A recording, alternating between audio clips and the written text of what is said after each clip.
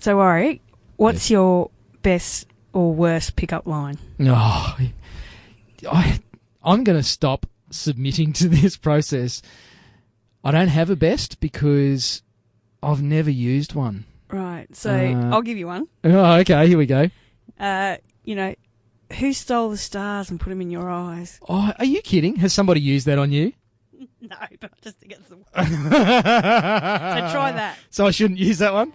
Yeah, no. No, okay. Welcome to the Tradies Business Show, helping you get off the tools and into true business ownership, so you can spend more time doing the things that matter most. Now, here are your hosts, Warwick Bidwell and Michaela Clark. And welcome back to the Tradies Business Show, where we come up with great questions and really bad pickup lines. We should be like the Tradies Dating Show. The Tradies Dating Show. I don't think we would have many followers because I'm pretty sure our advice would be crap. I think so. All right. So given that neither of us have dated for, well, I'm at like 17 years. You're at 16. So we're not going to be able to give much useful dating tips to our listeners. But what you are here for, listeners, is some great tips about how to improve your tradie business.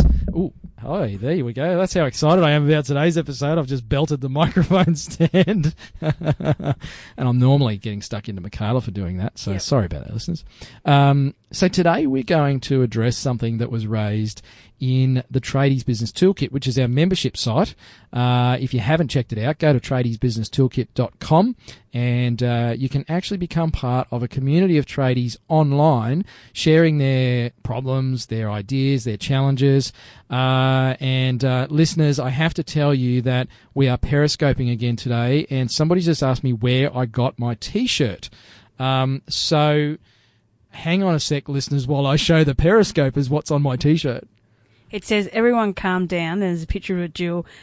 This is just a drill. Oh, I get it. It's like the ultimate dad joke T-shirt. So I don't know if this guy's still around, but he's called the T-shirt Dude. He has a stall at the Yamundi Markets and he used to sell online. But $20, I love my podcasting T-shirts. So wear that shirt and try that pickup line. Oh. Win-win there.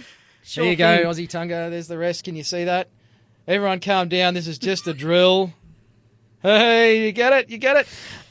So basically what we're talking about today is something that was raised in the toolkit by one of our toolies, as we affectionately call them, pretty much talking about, and I'll name him because he said this was okay to actually name and shame. And he's also a past guest. Yes, he's been on the show. So James Tarbuck from Paintway up in Toowoomba on top of the hill.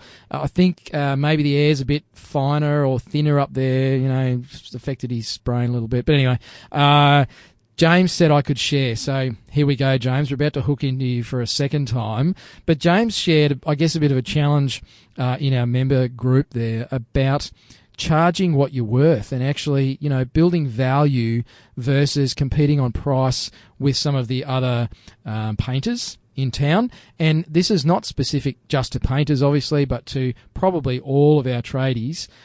So if you want to listen to where we stuck James in the hot seat and gave him some specific feedback on his business and what he's doing, go back to episode 70 of the show.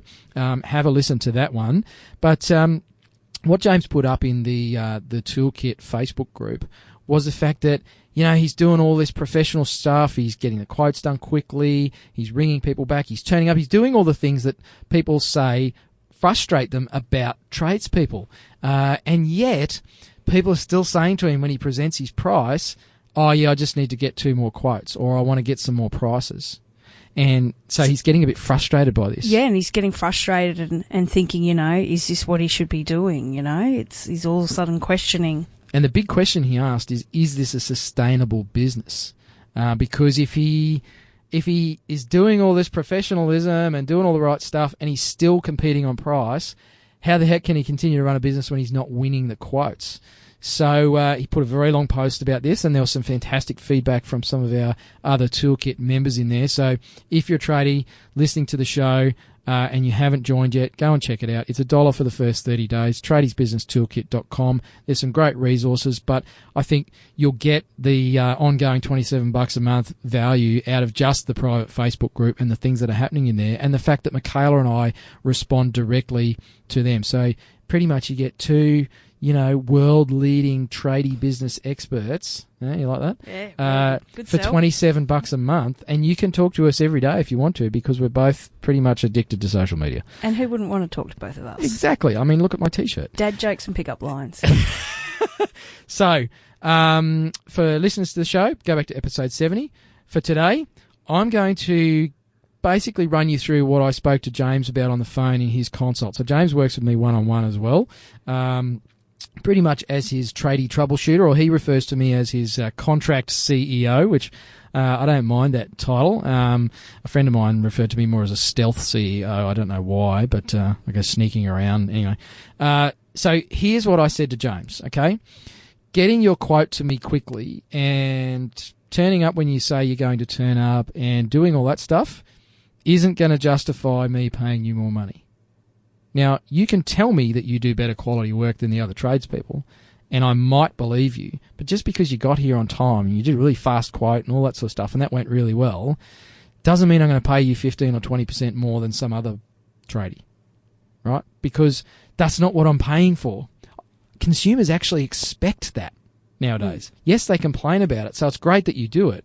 And the same goes for any business, but you have to do something else. Yeah, I mean, it's a given that you would turn up on time. Yeah. I know this industry, they think that's, such a world breakthrough, but it's just such a minimal thing.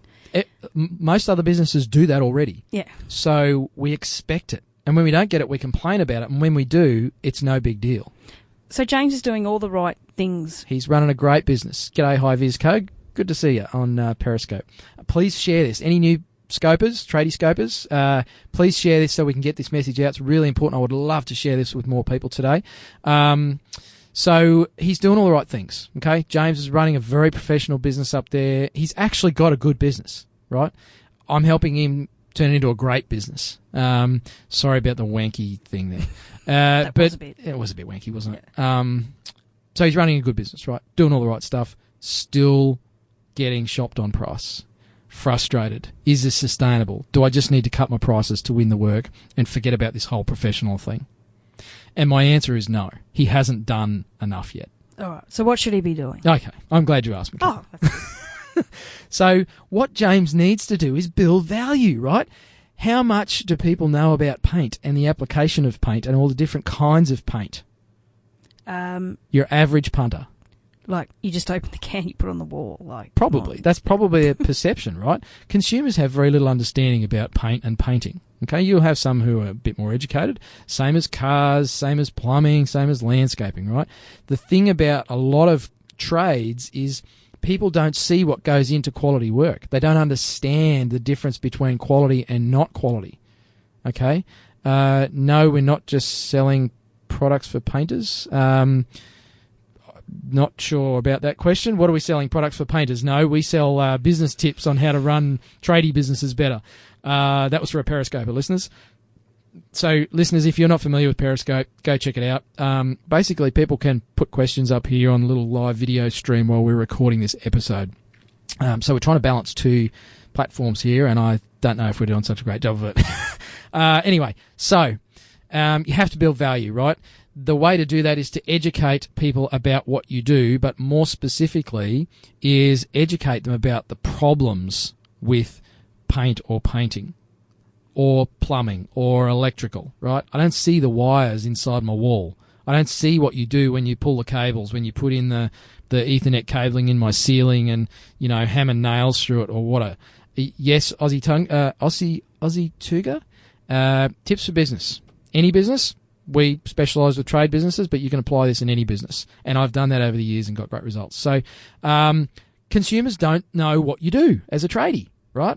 They don't know what goes in the walls. They don't know how you put the paint on. They don't know that if you don't prep the surface properly, that in 3 years it's probably going to peel, or that you can't clean it easily without using chemicals. They don't know. And so what James is missing out on here is an opportunity to educate people about that stuff so that they realise that painting is not painting. There's good painters and there's not so good painters. Okay, there's quality paints and there's cheap paints, and there's a reason for that. And that's the opportunity that James and lots of other small businesses miss, is that the importance of building value before you turn up with the quote or the price. All right, so how do we do that? Okay, so there's some simple things you can do. The first thing I would be looking at is, yes, reputation's really important from doing a good job. That's got James to a certain point, okay? Beyond that, people are still like, well, I don't understand the difference. You know, yeah, you're the most reputable guy in town, but you're 20% dearer than this other guy. He doesn't have a bad reputation, so, yeah, I guess I'll go with him, okay? So here's some ways that you can actually build value rather than trying to get people across the line and using all those sales tactics and tricks to try and convert sales. And it starts with great content. Now, this is a slow burn strategy, and this isn't going to help turn your sales results around in the next week, maybe not even the next month.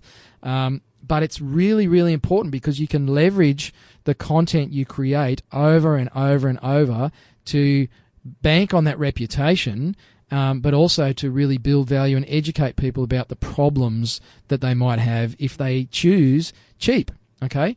So what's content? Well, listeners, you're listening to it. Periscopers, you're watching it. You need to be doing this same stuff in your business. Now, if you're a painter, or a plumber or whatever, you might be thinking, well, what content can I create? Or I'm too busy to create content. Well, Michaela and I are standing here actually creating about 5 pieces of content, recording an episode, doing a live Periscope. The Periscope gets recorded, which we can repurpose as video via multiple social media channels. It can also be transcribed and turned into a blog post and cut up and turned into some little email tips for people. And there's other things we could probably do with it as well. Yeah, and there's so much content that trade businesses can do. Everything from, sharing photos, doing videos, actual articles on the website, before and after things. And sorry, Michaela, I actually saw, I think across the weekend, or it might have been on Friday, one of our Toolkit members, he has an antenna business, he periscoped an antenna install. How cool is that? Ashley. Yeah. So if you're listening to this episode, Ashley, or if you happen to be on this Periscope, which I doubt because you're probably on a roof, big ups to him for listening to all of this and doing something a bit different. Now, how many antenna guys would have periscoped an antenna install? Right? So he can use that video then and stick it on his website, his YouTube channel, his Facebook page, and actually get lots of education value out of it. But creating content, really, really important. So you need to be looking at ways you can create content, even if it's just a simple blog post once a week about the downfalls of certain types of paint, or why you need to stop using chemicals to wash your walls, or even stuff about the types of paint that you choose, or tips on combining colours, or how to choose the right curtains, and what causes paint fading. I'm not even a painter, and I'm thinking, what are all the things that I can create in terms of bits of content? And then do cross-promotion with interior designers. Absolutely. Or other people that share the same market with you, so you come in as the expert. So where can you show your expert in influence in your area with people that have the same market as well? That's right. So when I Google painters in your area, or plumbers or electricians or landscapers or whatever the heck, and I find your website and I click on it, I see a ton of stuff that says, whoa, these guys know what they're doing. They've got videos, they've got checklists, they've got downloads that I can use to help me choose my colours and match them up. They've got resources there which shows credibility, expertise, professionalism. It does all that stuff while you're asleep.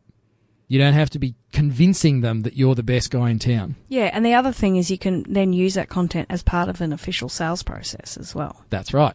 So we create a whole bank of content which says, hey, I'm the expert, I'm the real deal. Thanks, Aussie Tuga. See you later. That was a Periscope. It just left us, listeners. We've now got 2. So create your content, all right? That's your expertise. That's like your business card on steroids, if you like. The next thing is when you get an inquiry, get all of their details when someone inquires with you. Something James wasn't doing, and he's doing it from today, is getting their email address when they ring up to inquire. He was actually getting their email address after he presented the quote so that he could follow them up or something, right? Get it and their mobile number and their mailing address when they first inquire. Now, he said himself, people won't care. They'll give it to him because they give it to him anyway, so it's no big deal to get it. He's just not asking for it. So get all those details, and here's why. You want to create as many touch points as you can, within reason, before you present the price. Because the problem is, if I ring you and say, can I get a quote to paint my house? And you say, yeah, mate, I'll be there on Friday to do a measure. And you come on Friday and do the measure, and you're a nice guy and I like you and that's all good. And you measure up and you go away and you say, right, I'll have the quote to you on Monday. And you send the quote on Monday like you promised, and it was really speedy, and it came in the mail, or you turned up and even presented it personally to me, and I still like you, and it was all good and very professional and efficient. I'm going to go get another price because I don't know how much I should pay to paint my walls. Should I pay $3,000 or should I pay $2,500 or should I be paying $6,000? I don't know. You didn't tell me. You didn't educate me about that. You told me all about what you do and that you're going to come out and this and that. But it's hard once you're already sitting in front of me because I need time to think about this and make a decision. I'm a human being after all. And the thing that a lot of tradies don't think about is the decision maker is usually not there. Or it's the wife, right? And men, we think a bit different to women, apparently. Or women think different to men, who knows. But women need a bit more time, they need a bit more information, they need to feel like their needs have been understood, right? They might want to talk to their husband, so you should probably have both people there when you're actually presenting your proposal. Both decision makers need to be in the room. But we'll get to that part, okay? I'm excited about this. Can you tell I'm excited? You okay? are. Keep going. You're on a roll. So create your content, get all their details. The next thing we do is we just set up a bit of an automated process to educate people about the problems that they have that we are the solution to. So we need to start educating them about paint and paint application and the weather and how it has an impact, and share some horror stories with them from clients that you've had where you've helped them out because the paint was peeling and they only just had it done 6 months ago by another contractor who put it on when it was really cold and didn't actually prep the walls properly and used a cheaper brand of paint. And here's a photo of the paint peeling off the walls just because they rubbed it with a bit of soapy water. So educate people about all that sort of stuff. And then when you turn up to talk to them, they have a lot more understanding about, right, this is why I should care about my paint a lot more than I do, or my plumbing, or whatever it is that you're actually offering people. So if you've got their email, they make an inquiry, you talk to them about your business and what their needs are, and you do your initial questions, and then half an hour later or an hour later, whatever, pretty quick, this is where you can do your speed thing. Don't be speedy to get out and present the proposal. Be speedy to execute the steps in your sales process. Send an email with a link to some of your videos explaining the importance of good paint or paint application.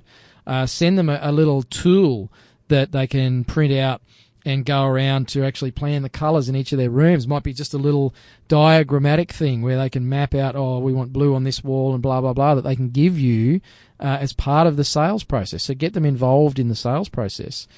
So send them something of value, basically, and particularly something educational so they start to understand what it is you do, why quality is important and speed is less so, and all that sort of stuff.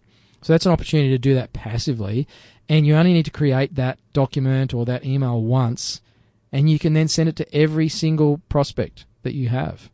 So this is one way you can actually create a quick little touch point, impress people, surprise and delight them. You could, send them testimonials, all sorts of things you could actually drop on that email. Yep. Okay, but it's another touch point. The next thing to do is between the inquiry and presenting the quote, you want to try and build 5 or 6 touch points into there. It can get a bit hard. The lower the value of the sale you're about to make, the harder it is to really justify putting lots of touch points. Now, for James the painter, his average sale, and I hope I'm not oversharing here, James, but his average sale is about $3,000. If you average out all the jobs that he's ever done over a year, it averages out to about $3,000 a job. Now, that's not insignificant. And it's probably very similar for a lot of tradespeople out there. If you're doing a bathroom reno, we might be talking 5, 10, 15 grand. That's a big decision for people to make. It's a car. That's a big overseas holiday for some people. $3,000 is the family Christmas holiday. So you're not just competing with other tradespeople, you're competing with other purchasing decisions. And so you have to actually make this one seem more important than the family holiday, because that's what people are going to be doing in their heads, particularly the women out there. They're thinking about the other stuff that this money is going to get allocated to. And you're as a guy turning up going, well, I gave you a quote, I was very professional, and it's, quality work, it's $3,000. Why aren't you doing this? G'day, Rachel. Thanks for joining. So you've got to be mindful of the fact that you're not just competing with other tradespeople. So you need to actually honour that and put a bit more time into this process. It's not as simple as, we measure the walls and then it's $3,000. Whoa, okay. That's like, if you're dating, you walk up to a chick at the bar, buy her a drink and say, so, I'm male, you're female, how about it? Might be a little bit hasty. Bit too soon? Maybe. Right. Okay.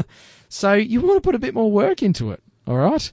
Ask a few questions, get them to talk about themselves, call them, text them, not too much, but just show them that you're interested and that you care and you really want to hear from them and you're thinking about them, right? Do the same with your customers. They're humans, just like people dating, right? They're human beings. They respond to the same stuff. Well, I think most of them do.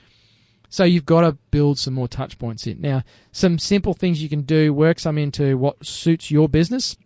We've talked about sending an email. Send a postcard, a branded postcard if you want, but send a postcard to confirm your appointment to present the proposal. Make sure it gets to them maybe the day before or 2 days before. A handwritten postcard, not in an envelope. Just do it the old-fashioned way. Because who was the last person they got a postcard from? Mother-in-law that went on a cruise. A family member. Yep. They don't get postcards from businesses usually. Some businesses do this stuff. But I haven't seen any tradies doing it yet. So send them a postcard, handwritten, not in an envelope. It's cool. It has impact, right? You might send them something else in the mail if there's a long enough gap between the two. Send them an SMS the day before to confirm your appointment. Call them the day of the appointment to present the proposal. Please make sure you're on time. Try and be 5 minutes early and ring maybe an hour or two before if you know you're still on track and say, hey, Mrs. Smith, it's Warwick from Warwick's Plumbing Service here. Just letting you know I'm running about 10 minutes early today. Is that okay? Is it all right if I still turn up then? Or otherwise I can go make some calls around the corner. And it's just a bit of the wow factor. It's another touch point. So they've spoken to you a number of times before you turn up with the big piece of paper that has the number on it that we're going to talk about. And it's a big scary number because that's how you feel about it when you're presenting it. So you want to have had a few conversations so that when you ask them to go home with you and maybe stay the night, they feel a bit more comfortable with you. They feel like they've got to know you, that you've asked them more questions. The other phone call you can chuck in there, and I know all this takes time, and this is the thing I get back from people is, but I don't have time to do all this stuff, Warwick. It's easy for you. You're a bloody world-famous podcaster and all this stuff. You can either make the time to do this stuff or you can keep bitching and moaning about your crappy conversion rate. Your choice.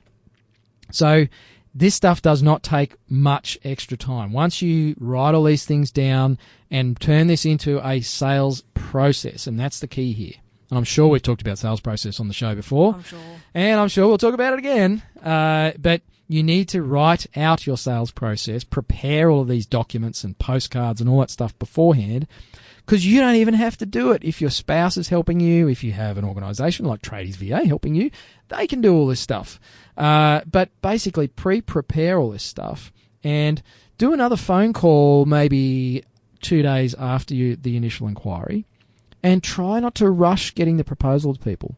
There's this big fear about if I don't get the quote out there quickly, they'll get a quote from somebody else and they'll make a decision.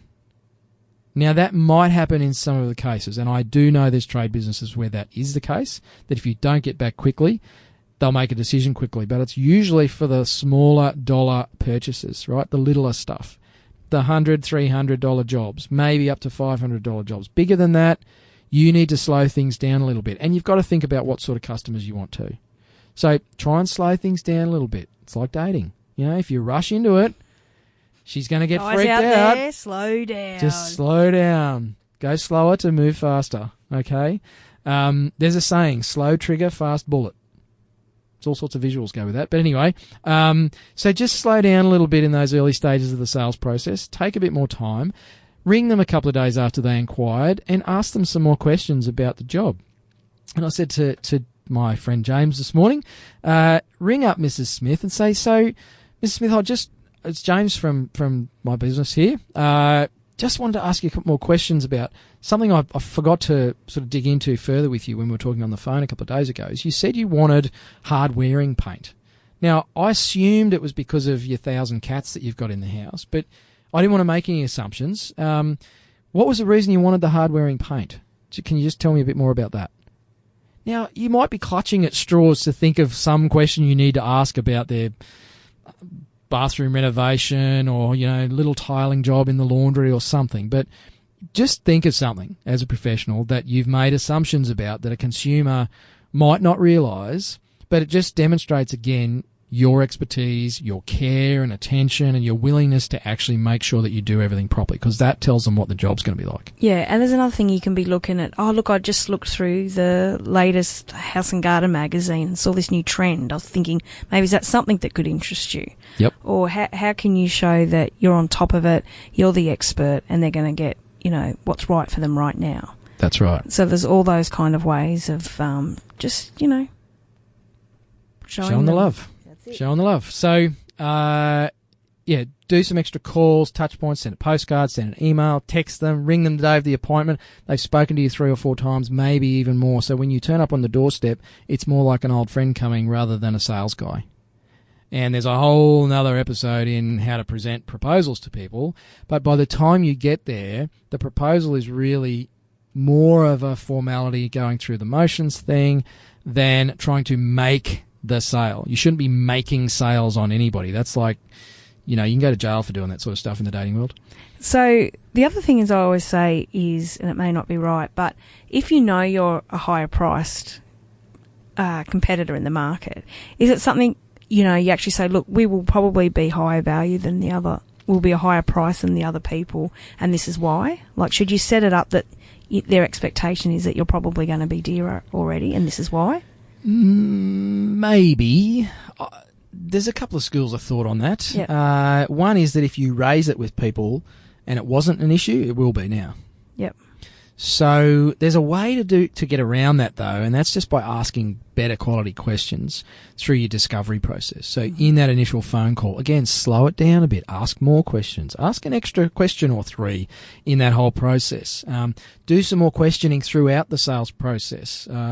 Some businesses, I actually get them to do a physical questionnaire as part of their sales process. It's another touch point. It's something that no other trade business really, and to be honest, not a lot of service-based businesses do, is just, you can do it online these days, but if you've got, older clientele, send them a little short 1-page questionnaire to really fully understand their needs. They're committing to the process. You're getting better information about things like how long you're going to keep the house, how important is quality, speed, all those sorts of things to you. So really, it's happening in the background as educational that price really is important, and it's important that they pay more.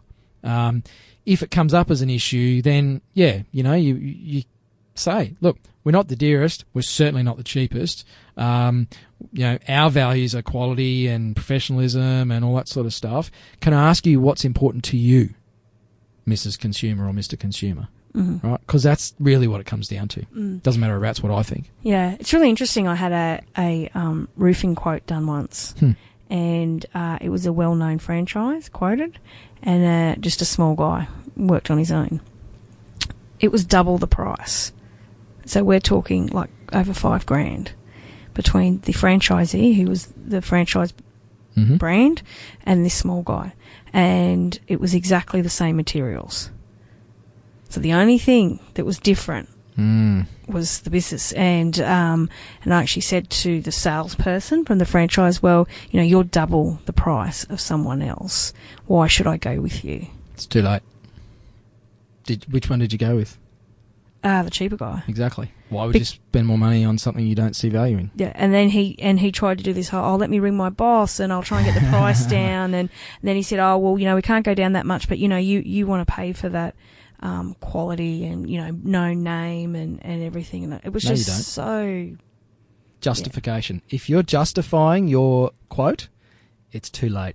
Yep. You'll get some of those over the line and you'll be able to pull all your sales tricks out of the book and convert some of those. But that's hard work. That is hard work. And that's not... And to be honest, I felt like completely ripped off. Exactly. Like, no, you're standing here ripping me off. Yep. because they got bigger costs and all that sort of stuff. And maybe they did have better practices, or, you know, they used better screws, or they weren't as hasty to get the roof done. But you didn't know that. And you should have known that before the price got presented to you. So that's really the key point here, is by the time you turn up at my house with the proposal, I should pretty much have decided, I like this guy, I reckon I'm going to go with him. Let's see what the price is, but I'm pretty confident that we're going to be on the money. Like, there should be that level of understanding by the time you show up. There should be minimal sticker shock. If there's big sticker shock and you're madly scrabbling to try and convert and justify and, oh, but we use this and we do that, and, oh, the other guys in town won't do this, forget it. You're dead in the water. Right. Just take the bicky and get out of there. Honestly, finish the cup of tea, say thank you very much for the learning experience. I'll just go with my tail between my legs and cry in my ute. Right? Because you stuffed it. Yep. Okay? The work is done before you present the price. Right. That is the message in today's episode, listeners. Now, what the work looks like is some of the things that I've gone through. Have a sales process. Map it out with a pen and a piece of paper. Draw boxes with arrows between them and map out each step in the process, what happens at each step, and who's going to do each step. Because you might have multiple people in your organisation that can do some of those things. But build the value before you turn up with the price. Do the touch points. Take the time. Show them that you care and that you love them and that you really, really want to take them home. And they might let you. And then make sure you stay the night. Yeah. Cook breakfast in the morning. Yeah, be nice to them afterwards, you know. Respect them in the morning. Give them a phone call. Because they might have a friend who wants to take you home. That's not a good... Okay, all right. Different show. Yeah. Different podcast. So there you go, listeners.